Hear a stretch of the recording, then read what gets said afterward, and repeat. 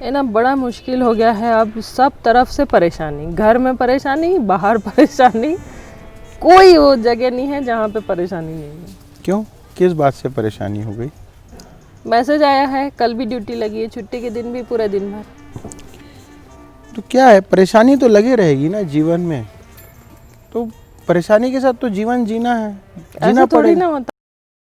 हम लोगों के साथ में परेशानी होती है, दूसरे लोगों के साथ परेशानी नहीं होती। देखो, परेशानियों का दो चीज हो सकता है, या तो नौकरी बदल लो, वो नहीं बदल सकते। घर बदल लो, घर भी नहीं बदल सकते। या फिर दृष्टिकोण बदल लो। वो कैसे बदलेंगे बताओ? बस दृष्टिकोण बदल लोगे तो तुम्हारे जीवन को जीने का तरीका बदल जाएगा, तुम्हारी सोच बदल जाएगी, और ये दृष्टिकोण बदलोगे तो तुम्हारे जीवन में बहुत सारी परिवर्तन आ जाएंगे। दृष्टिकोण का अर्थ क्या है?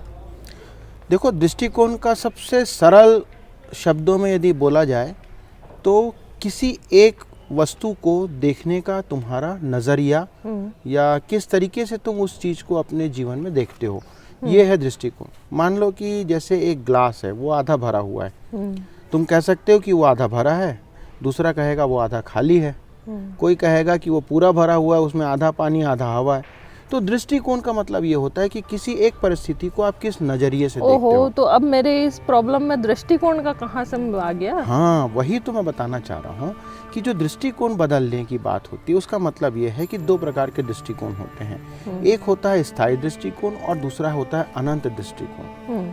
ये अनंत दृष्टिकोण क्या होता है? अनंत दृष्टिकोण है परमेश्वर का दृष्टिकोण, कि हम चीज़ों को अनंत काल के दृष्टिकोण से देखते हैं। परंतु जो स्थायी दृष्टिकोण होता है उसका मतलब ये होता है कि हम थोड़े समय के हिसाब से सोचते हैं। हमको ऐसा लगता है कि बस हमारे को थोड़े समय का परेशानी जो है वो दूर हो जाए, और उसके बाद सारी चीज़ें फिर से हमारे जीवन में वैसी परेशानी आने लगती। तो अनंत दृष्टिकोण के साथ में जीने का महत्व क्या है, ये बताइए। देखो, जब दृष्टिकोण की बात आती है तो हमारे लिए आवश्यक है कि हम अनंत दृष्टिकोण के साथ जीवन जिएं।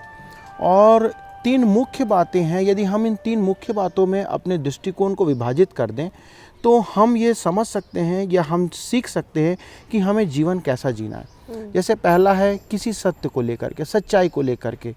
फिर दूसरा होता है संसार या सांसारिक मत या सांसारिक दृष्टिकोण को लेकर के।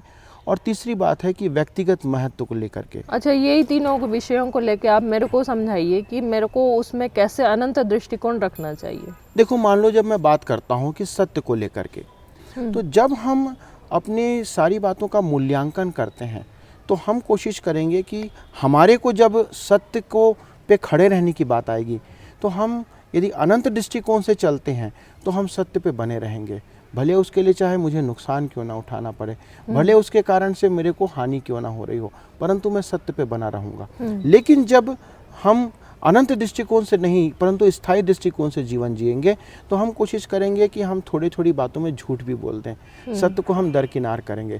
तो ये होता है सत्य को लेकर के अनंत दृष्टिकोण को अपना बनाए रखना। और संसार को लेकर हमारा अनंत दृष्टिकोण क्या होगा?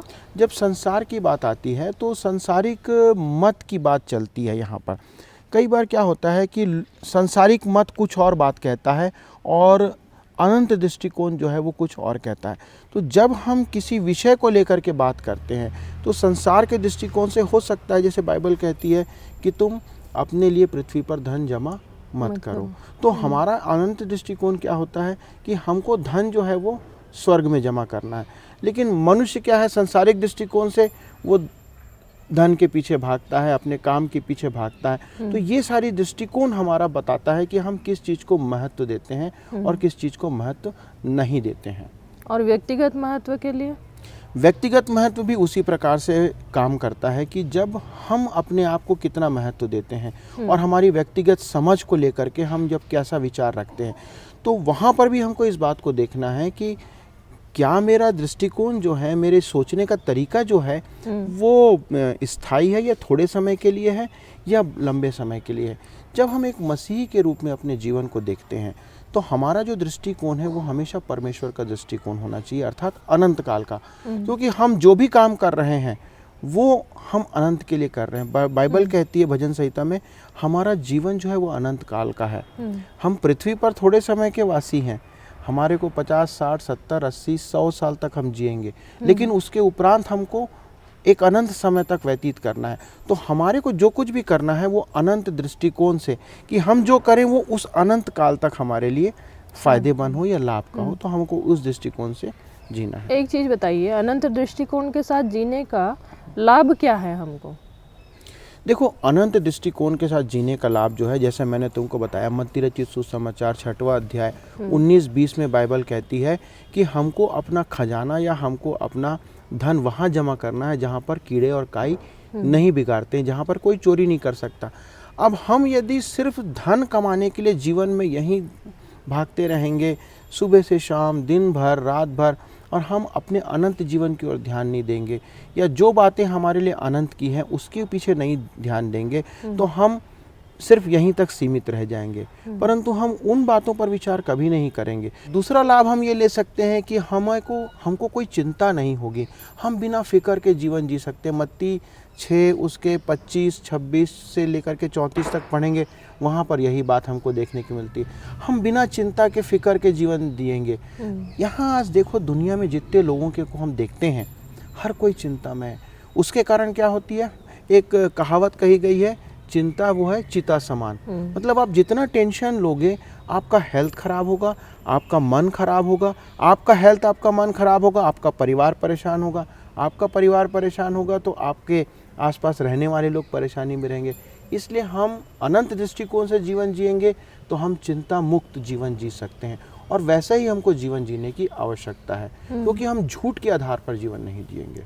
एक और बात मैं यहाँ पर जोड़ना चाहूँगा, तीसरी बात, कि जब हम अनंत दृष्टिकोण के साथ जीते हैं तो हम मुश्किलों और कठिनाइयों को आनंद के साथ सहन कर सकते हैं।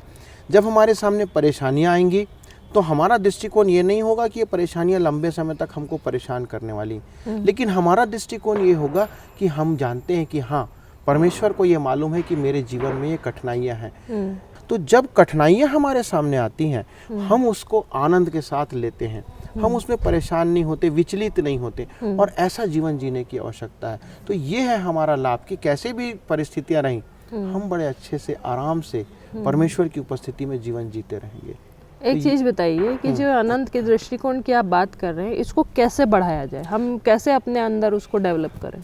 देखो, जब अनंत दृष्टिकोण को बढ़ाने की बात तुम करते हो, तो इस बात को जानना आवश्यक है कि कोई भी व्यक्ति अनंत दृष्टिकोण के साथ पैदा नहीं होता है। हम में से हर कोई जो है एक बालक के समान पैदा होते हैं, हमारी सोच भी बालक के समान होती है, लेकिन जिस माहौल में हम पैदा होते हैं, जिस माहौल में हम बढ़ते हैं, जो शिक्षा हम प्राप्त करते हैं, जिन वचनों को हमें सिखाया जाता है और सीखते हैं, वो वचन हमको इस दृष्टिकोण के प्रति हमको बढ़ने में सहायता करते हैं। दूसरी बात ये होती है कि हमको इस परमेश्वर के प्रति जो दृष्टिकोण है, जिसको कि अनंत दृष्टिकोण कहते हैं, उसके तरफ हमें बदलने की आवश्यकता है।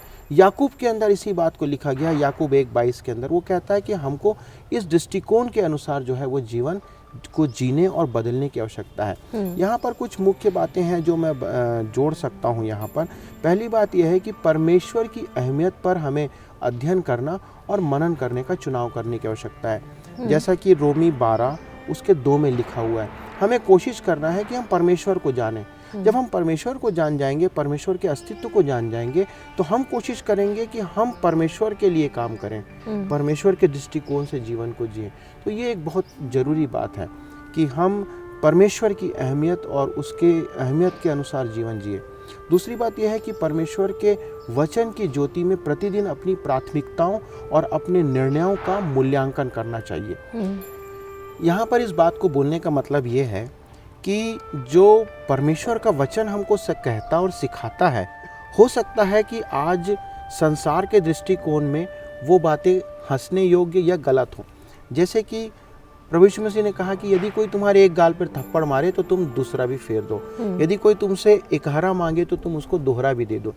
मतलब ये है कि लोग इसको सुन करके हंसेंगे कि ये क्या शिक्षा है, लेकिन परमेश्वर अनंत दृष्टिकोण से हमको यही सिखाता है कि हमको ऐसा करना है कि हम परमेश्वर के वचन के अनुसार अपने दैनिक जीवन की क्रियाओं का अध्ययन करें, मूल्यांकन करें कि क्या हम जो वचन सीख रहे हैं उस वचन के अनुसार हम पढ़ रहे हैं, वैसा हम कर रहे हैं कि नहीं कर रहे हैं। तीसरी एक मुख्य बात यहाँ पर ऐसी है कि हमको वचन कहता है, मत्ती 6:20 से आगे पढ़ेंगे, कुलुस्सियों में पढ़ते हैं 3 उसका 1-2-3 में, वचन कहता है कि परमेश्वर के राज्य की पहले तुम खोज करो तो तुम्हें सारी वस्तुएं जो है दे वो दी जाएंगी। मिल जाएंगे, दे दी जाएंगी। तो हमको परमेश्वर के राज्य की खोज करना है। और मैं ऐसा सोचता हूँ कि जब हम परमेश्वर के धर्म और राज्य की खोज कर लेंगे तब हमारे लिए ये जो संसार और संसार की बातें जो हैं वो हमारे लिए व्यर्थ हो जाएंगी और केवल हमारा दृष्टिकोण परमेश्वर, क्योंकि वो जो परमेश्वर की उपस्थिति का जीवन है वो अद्भुत जीवन है, शायद हम उसे आज अनुभव नहीं कर सकते। और एक और बात यहाँ पर जरूरी है कि हमें विश्वास से चलना है, विश्वास के साथ कदम बढ़ाना है। हो सकता है कि मेरे को आज विश्वास के साथ जीना लोगों के दृष्टिकोण से मूर्खता लगे, लेकिन हमारे लिए आवश्यक है कि हम उसी दृष्टिकोण से जीवन जिए, विश्वास का कदम बढ़ाएं और लोगों के सामने हम डट के खड़े रहें उस अनंत दृष्टिकोण को लेकर के। ठीक है, तो मैं सोचता हूँ कि तुमको अब समझ आ गया होगा। हाँ, मुझे अब समझ आ गया कि आपके बोलने का क्या मतलब है। हाँ, तो ये जो परेशानियां हैं इस परेशानियों में अपना दृष्टिकोण बदल लो तो परेशानियां किनारे हो जाएंगी। ठीक है, एक बार एक काम करो, इन सारी बातों को फिर से दोहराओ मैंने जो बताया है। ठीक है।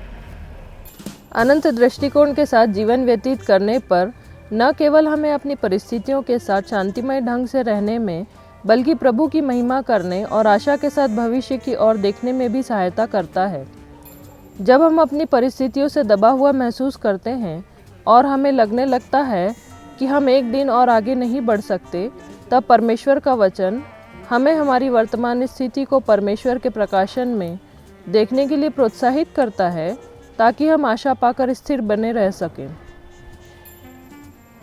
हमारी इच्छाओं को क्षणिक धन से बढ़कर अनंत काल के धन पर लगाने के द्वारा हम अपने को अपने पास उपलब्ध वस्तुओं के साथ संतुष्ट पाते हैं और हृदय भी प्रभु यीशु मसीह के द्वारा संतुष्ट रहता है।